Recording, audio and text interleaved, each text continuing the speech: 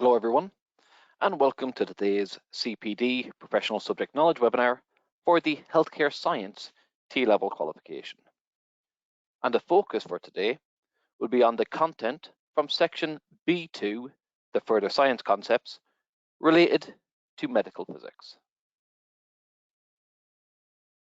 The plan for today's session is to begin with just some quick introductions. Then we'll have a brief overview of the T-Level qualification. Then we'll look at each section from the medical physics, which covers ECGs, ultrasounds, MRIs, X-ray imaging, and radiotherapy. And finally, to address any questions that you may have. But please do continue to ask questions throughout this webinar, as we will be addressing them as we go. And this session is also being recorded, and you can access the slides being used today from the handout section of the GoToWebinar control panel. But first, I'd just like to begin with a little poll to gauge your current confidence with the teaching, delivery, the content, and so on for the medical physics. And 1 is little to no confidence, and 10 being extremely confident. So that first poll you should see on your screen now. So if you just fill in where your current confidence level is. So 1 again being little to no confidence, and a 10 being extremely confident. So where would you put yourself currently with the teaching, delivery, and so on of the medical physics content? Okay, looks like we have all of them in, so a bit of a mix. Few people, a tiny amount in the 7 to 8 sort of section. Most people around 5 or 6 though. Okay, I'm just going to close off that poll. And first of all, as I mentioned, just some very, very quick introductions. So my name is David Kiernan, and I work in the provider development team at NCFE. And I support centres with the delivery of our qualifications, the structure, the assessments, and anything related to teaching and learning. My direct email address is shown there on screen, but if I'm unavailable, then please use our general provider development email address. So we're going to begin just with that brief overview of the T-level and the assessments therein. If you need more comprehensive information, then do please see one of our onboarding webinars. So a T-level is a level 3, 2-year program aimed at 16 to 19-year-olds. They are equivalent in size, depth, and rigor to 3 A-levels, and they do attract UCAS points as well. T-levels themselves are owned by the Institute for Apprenticeships and Technical Education, or IFATE, and the design and content came from employer panels in the relevant industries. And because of these employer panels, T-levels do offer students a route to paid employment, or as UCAS points are available, students could also progress onto higher education or onto a higher level apprenticeship. But the entire design of the T-levels is to ensure that students have the threshold competency for their relevant occupational role. That's one of the most important things, ensuring students have that threshold competency. The specification itself can be divided into 2 sections: the core component, which is shown on screen now, and the occupational specialism content. So the core content is further subdivided into 3 sections. Section A, about working in the health and science sector. Section B, which is the scientific knowledge, concepts, and understanding of biology, chemistry, and physics. And the core skills. And this core content and skills form the foundations that the occupational specialism content is built upon. And some of this core content is also called root core content, meaning it's going to be common to the health, science, and healthcare science T-levels. The Section A root content is the 4 elements that's shown on screen there, and everything in B1 is root content too. Then we have the content and knowledge and skills specific for an occupational role. And there's just one occupational specialism that went live in September 2021, the assisting with healthcare science. But others are being planned and being developed, and optical care services is planned for September 2022. And this content, knowledge, and skills will be different from one specialism to another, as again, it's all about having that threshold competency for that job role. And one other part of the technical qualification I'm going to highlight is the general competency framework. And this lists the English, math, and digital skills competencies that students will also be taught. And again, the focus here is for students to have that threshold competency. So while these are assessed and are embedded within the specification, it would be useful to develop these further with your students too. And the T-level assessments can be broken down into the core assessments and the occupational specialism assessments.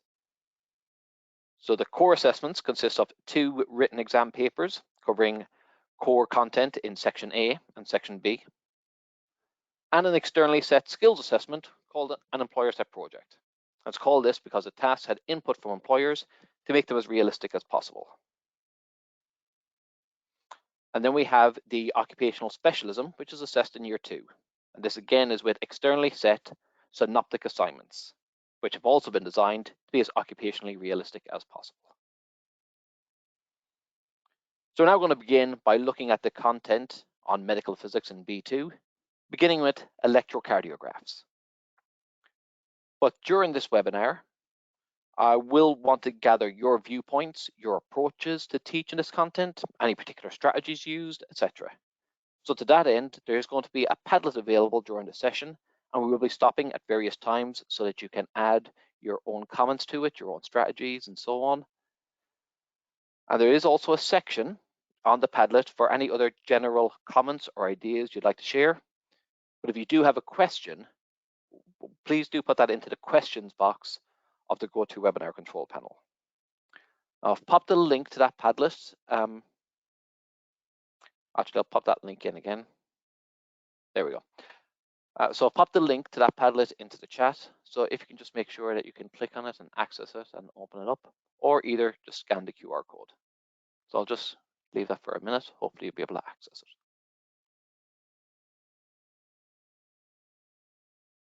And this is what you should see when you manage to get onto the Padlet.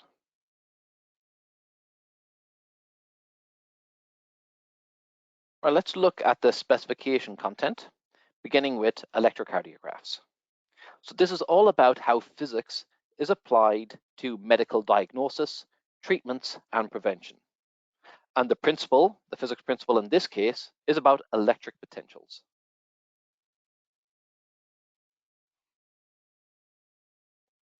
Now this does also link to previous content in the specification too, but especially the B1 content on electricity. However, ECGs are also referenced as part of the cardiovascular system and physiological measurements too. So it can reinforce content within those sections as well. First though, it might be useful to do a recap of the electrical activity of the heart before going on to the medical physics ECG content. So we have an electrical impulse from the SA node to the AV node. And then there's that delay before the AV node passes the electrical wave to the bundle of His. And then finally, the bundle of His transmit the wave to the bottom of the ventricles and then up around the ventricle walls. So just a little recap to do with the electrical activity of the heart could prove useful. And the other area that is probably useful to recap is regarding electricity, especially potential difference and alternating current. So here, for example, I've got a voltmeter and it's set up between just 2 points in a circuit. When the current flows in one direction, we get a positive reading on the voltmeter. And when the current goes the opposite way, we get a negative reading on the voltmeter. And the reason that I'm mentioning this is we can think of the ECG in the very same way, as an ECG is just actually a graph of voltage over time.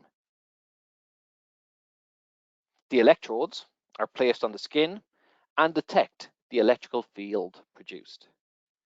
And when that electrical current is moving towards the positive electrode, we get a positive deflection on the ECG. And then a negative deflection if it's in the opposite direction.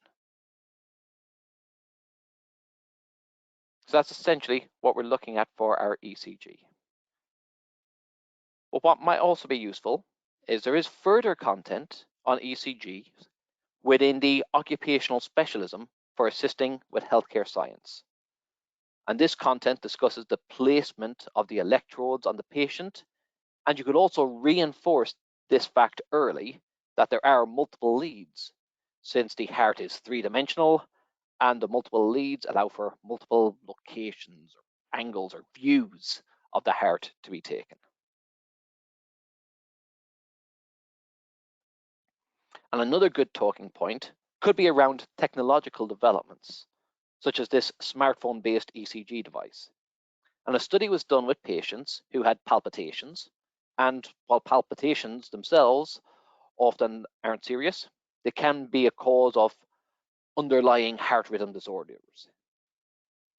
And an ECG would usually be carried out on patients who have palpitations, but sometimes by the time the patient actually reaches A&E, their symptoms have often subsided, and the resulting ECG is just normal. So a study was done with 240 patients who had palpitations, and 124, or so roughly half, of those were given this AliveCor ECG device and told to activate it when they experienced palpitation. The remaining patients, 116 patients in the study, were just given the standard tests. Now, the smartphone device helped doctors to diagnose 56% of those patients within an average time of 9.5 days. So 56% successfully diagnosed in 9.5 days. Whereas with the standard tests, only 10% of patients were diagnosed, and it took longer to do so, with an average time of 43 days.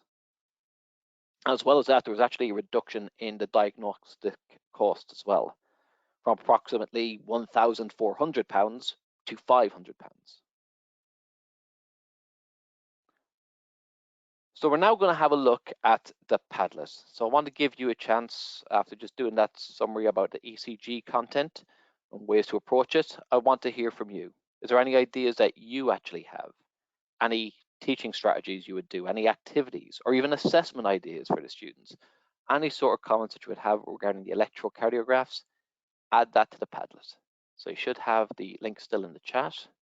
And already got some people putting some stuff on there already. Excellent. I'll leave that for about 5 minutes. Just add in your comments on there. Leave it there. Let's have a look at the ideas that have come through then. So in electrocardiographs, so one sentence is going to be asking the employer to give students experience of the ECG setup. Absolutely, yeah. Connecting the leads, I would hope that should be okay to do from the employer standpoint. So making linkings, so including action potential action potentials when teaching the nervous system. So yep, that's the same idea here with the ECG. Good. Show students what a normal ECG looks like. Oh yes, that was the one from Joanne. Thank you. Discuss what could cause errors when setting up an ECG. Also things like the electrodes, the contact, proper contact with the skin and stuff like that. We'll be assuming. Good. Explain the PQRST wave. Excellent. So lots of suggestions there. Thank you very much. We're now going to have a look at the next part of the specification, or the medical physics content, which is about ultrasounds. So here we have the specification content related to ultrasounds, and this time we need to be aware of transducers and their use in ultrasounds to produce a sonogram. And again, there is some links to previous content, especially on waves, things like the reproductive system and pregnancy, fetal development. I have included electricity there too, as students will need to recall information about alternating current to understand some of the aspects of transducer operations and how they work. But it is worth again doing a recap first of certain elements, with one of them definitely being waves, or even if you just start off with some starter questions around this content. And I would suggest beginning with a reminder of longitudinal waves. And as echoes are going to be a key aspect of sonogram production, then it is definitely beneficial to go through that. The fact that echoes are just reflected sound waves, and that you would have to double the distance from the sound source to the object. since the sound wave has to travel to the object and then back again, so traveling twice that distance. And you can even bring in some simple calculations using just a general speed equation. Speed is distance divided by time, or if calculating distance, speed multiplied by time. Or you could increase the challenge by having calculations including just that regular speed equation and actually the wave speed equation too. As for the ultrasound waves and the use of transducers, I would make references to the piezoelectric effect here, rather than speak in just very broad general terms. I would actually speak directly in terms of the piezoelectric effect. So when an alternating current is applied to a piezoelectric crystal, the crystal will deform and change shape and essentially oscillate or vibrate.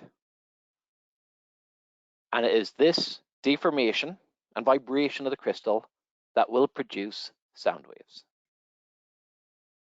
And the reverse is also true for this.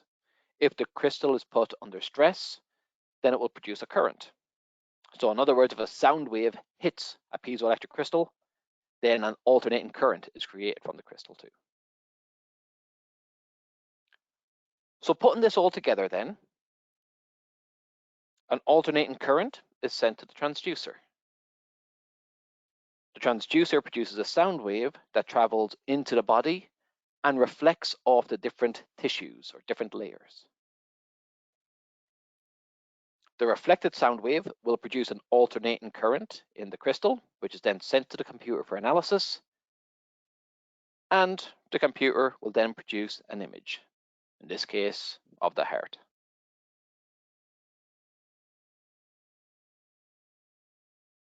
Now again, you could go on and discuss further developments and discuss these with your students, or have students even research them, such as three-dimensional ultrasound images that can now be produced.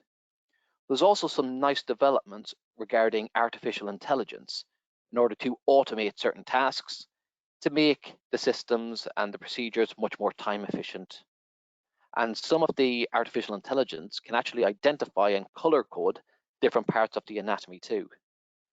And one really interesting one is voice recognition.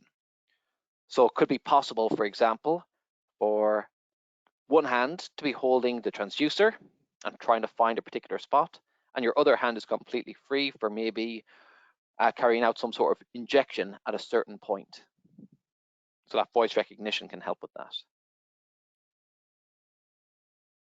So that's a summary then of the ultrasound.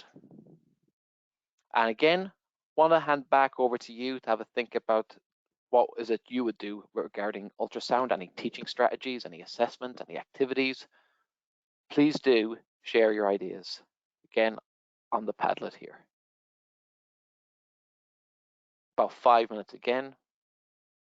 Just add in what you think. And again, if you can't access the Padlet, do pop them into the question box and I will be able to put them on there for you. Right, just have a look at the different ideas we've had here. So ultrasound, our science department have got data loggers that plot distance time graphs, and we're going to model ultrasound images with that. Oh yes, actually that's a very good one to do. You could put, because one I've done before is put an object into a box and you slowly move the data logger over it, nice steady pace, so it plots out the outline for a distance time graph, so you can get the outline of an image. So it's the same principle using those data loggers, excellent. And the students love to see the images, good to show them, and it helps explain how it works, absolutely, Joanna, from that one. Calculations, going to be giving students calculations to do by providing them with the speed of sound for different tissue types. So whether going through muscle, fat, and skin, and so on. Very good. And using some headphones that have these crystals. Oh yes, the piezoelectric crystals. Show how headphones can also act as a microphone. Yes, that's quite true. If you have a set of headphones, wired headphones, you can actually put them into the microphone jack of your computer or laptop and actually speak into them, because that's showing that reverse is true, as well as the piezoelectric crystals producing sound when an alternating current hits them. If you speak into it, the reverse will happen. It will produce an alternating current, which will go into the computer to be analyzed, and you get your sound out. Yeah, very good. Right then, so the next part of our specification of the medical physics is related to magnetic resonance imaging, MRIs. And again, here is the specification content for this and the physics principles for MRIs. It is all to do about magnetic fields and waves. And previous content that's related to this, obviously there's going to be content in B1 on waves and magnetism, but there's actually also some content about the benefits of new technology, such as MRI scans and CT scans within A2. Now, again, a recap on magnetism might be useful here. And one of the things that would be good to talk about is the fact that protons and electrons can produce magnetic fields. And personally, I would think it might be useful here to mention either spins or refer to a magnetic moment. It might be easier to talk in those terms. And when the particles are all randomly arranged, or the spin or magnetic moments of the particles are all different from each other, then there's usually no overall magnetic field because they're different orientations, directions, magnetic moments, spins, and so on cancel each other out. However, though, if the particles are aligned, and that will produce an overall magnetic field. And you could mention as well that this is how a permanent magnet actually works, because all the particles, the spins, the magnetic moments in a permanent magnet, they're all actually locked into place. And this is actually why dropping a permanent magnet can actually cause it to lose its magnetism, sort of dislodge, and the magnetic moments can kind of get disorganized if it's repeatedly dropped or hit. And it is this magnetic field produced by protons that is actually used in MRIs. So MRIs utilize the fact that our bodies are mostly water, and water contains hydrogen, H2O, and that hydrogen atoms do have a single proton in the nucleus. And it is this magnetic field produced by these protons that are used to create an image. So these would be the steps for an MRI. So an MRI produces a large magnetic field, which will align the spin of the protons in the body. And since they're all aligned, this will result in an overall magnetic field in your body. Now the MRI then transmits a radio wave. And this radio wave energy does get absorbed by the protons and causes their alignment or spin or magnetic moment, whichever way you're going to refer to it as, it causes that to flip. And when the radio wave is turned off, the protons will actually just flip back to how they are. And when they flip back, they will lose energy. They release some energy as a radio wave. And it is this radio wave that's released by the protons that allows an MRI image to be produced. Because the energy of the wave released will be different depending on the tissue type the protons are in. So there's no need to go into some depth like the Lamore frequencies or precessions or things like that, which would be much more depth for MRI medical physics. That sort of depth wouldn't be needed.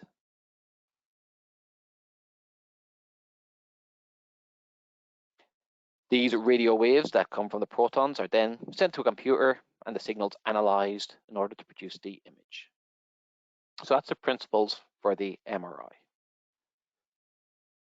But you could, as well as doing that, you could actually pose a few more stretch and challenge questions to the students here.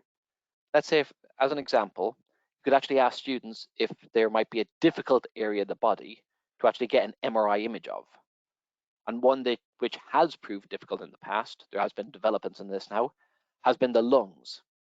And the lungs being one of the difficult areas because there's less water around in the lungs, less water, therefore less protons, so won't be able to apply this principle.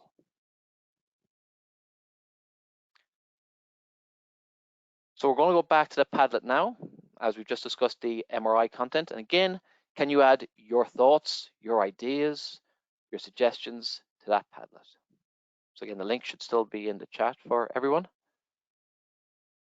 just here under the magnetic resonance imaging section. And any questions that you have, do put them into the questions box. Okay, we're going to have a look at the ideas that have come through so far. So for MRI, I'm going to give different types of patient case studies, and they're to decide which is a safer method. Such as having a metal implant, not such a good thing for an MRI machine. Good. Discuss ideas about patient suitability, or same sort of thing. So implants and pacemakers, or precautions that staff have to take. Oh, absolutely. Yep. And link to electron excitation in the shells. So similar process for protons gaining and losing energy. Oh yes, so if an electron absorbs a wave of energy, goes onto a higher energy state, so onto one of the different shells, but then it will lose that energy and drop back down by emitting a wave of energy. So yeah, protons absorb the radio waves, go to a higher energy state, and then when that radio wave is switched off, they relax back down to their lower energy state and release a wave. Okay, yep. Excellent. Thank you very much again for these suggestions. And we're on to the final section, which is related to X-ray imaging and radiotherapy. Again, just going to begin by looking at the actual specification content. And here it is about the use of electromagnetic waves for imaging and for the treatment of certain cancers. And here again, some related content where you could link in other aspects of the specification and reinforce them within your delivery. And the physics principles for X-ray imaging is mostly going to be around the absorption of X-rays. So the X-ray machine will produce the X-rays, which are directed towards the patient. Now, it could be useful here as well to discuss things like safety and how X-ray exposure needs to be monitored. And also, you could talk about collimation here. I would think that would be also useful to add in here at this point. How X-ray machines have to have shielding to absorb X-rays coming from multiple directions. This way the X-rays are actually directed towards the patient and the relevant areas rather than stray X-rays going in other areas. Then some of the X-rays are absorbed by the body and others are transmitted. And then these X-rays that strike an X-ray sensitive plate will then produce an image. And for some additional teaching and learning opportunities here, you could have students discuss the use of digital capture means versus the film means, or actually research both of them and compare them. And CT as well, computerized tomography, could also be discussed and researched here. So as a CT scan just combines X-ray images from different angles around the body, students could discuss the pros and cons of a standard X-ray versus CT scans. And the fact that we need the balance needs to be right between how detailed images do we need of a CT scan versus the amount of radiation exposure versus the cost of the scans, etc. So things like that could actually be discussed. And then for radiotherapy, this is using electromagnetic radiation, which is of a high enough intensity to kill cancer cells. And this uses targeted radiation in order to hit the site of the cancer. But of course, the surrounding healthy tissue will also be exposed to this radiation, and this will damage the healthy cells as well. So one thing that's important is the timing of the treatments. That's one of the critical things, as there needs to be enough time for the healthy cells to recover and sort of heal in between treatments. And you may want to mention some examples as well of external beam radiation therapy, with the LINAC, a medical linear accelerator, being one of the most common. And you could also extend this out further to talk about the forms of cancer treatment. You could even discuss like proton therapy and have students compare the different types of treatments.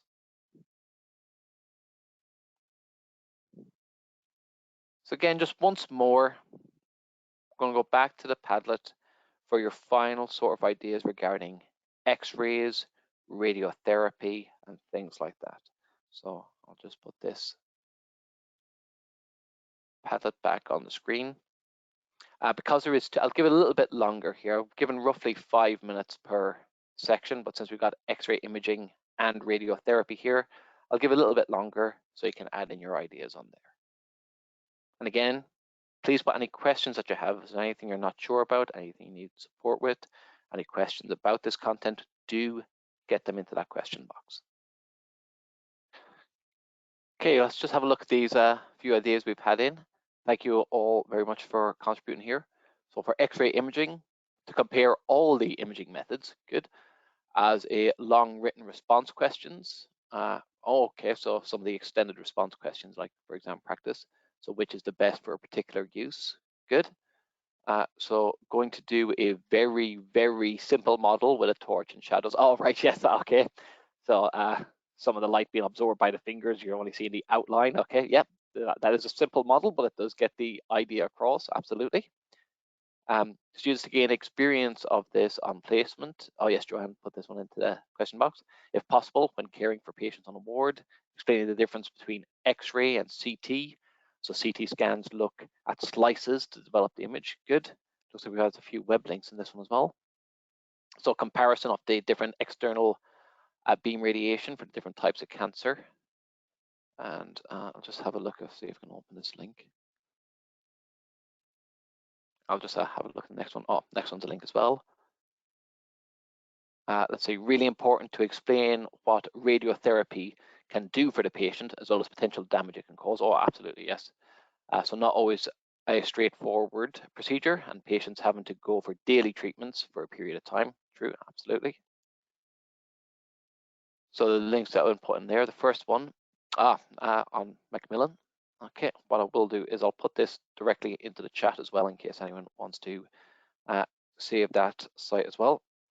So information here on Macmillan cancer support for different types of external beam radiation therapy types. Why am I having it? Oh, really useful information on there. So fantastic link. Thank you very much for that one. Just more general one here from the Royal College of Radiologists. Good. So got probably lots of different things to discover and explore, and more than likely teaching resources often on sites like these as well. Excellent. Thank you very much for sharing those links and that information. Right, I'll just go back and make sure I haven't missed anything else off the Padlet. Okay, excellent. Right, everyone. So thank you very much for sharing those ideas. Really, really helpful. And hopefully everyone got something out of this and found some of those ideas useful as well. So what we're going to do now is just coming to the end.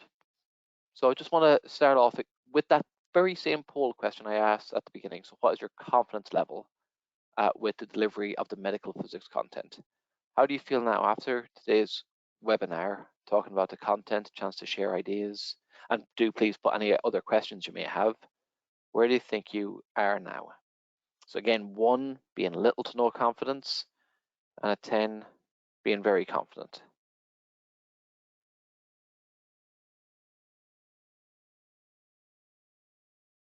You have votes coming in, good. We got more people up near the higher end, 7 to 8. Just leave it there for another moment. 20 more seconds. Votes are coming in much quicker, good. Great, there we go. We got all the votes in. Oddly enough, everyone is at the same point. Everyone is in the 7 to 8 range now. Okay, excellent. If there's anything that we can do now to push you up to 9 to 10, if there's any questions and so on that you still want to ask, please do. Well, I will remain on this webinar for the remaining 10 minutes or so, just to address any of those final questions. However, if you don't have any questions, then please do feel free to leave. But if you could complete the short evaluation that's going to pop up, really appreciate that. Your feedback is vital to us. It's just 5 multiple choice questions with then a free text box at the end just to add in any other comments that you may have. So if you are leaving now, then from everyone here at NCFE, we'd like to wish you a very safe and successful year.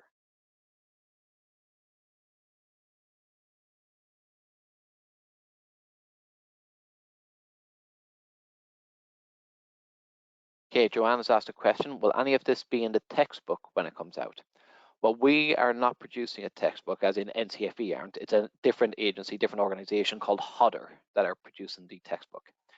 Now, the textbook, though, they are only producing one for the science T-level and for the health T-level. There isn't one currently planned for healthcare science T-level. And this medical physics content is only on the healthcare science specification. Doesn't appear on the health specification or on the science specification. But NCFE will be producing resources for this. We're planning on producing resources for the entire content. So what I'll show you on here is when you go to the healthcare science T-level page. So I'll just share my screen so you can see this. So on the QualHub page for healthcare science, where you can find the specification, sample assessment materials, and so on, there is a tab here called teaching materials.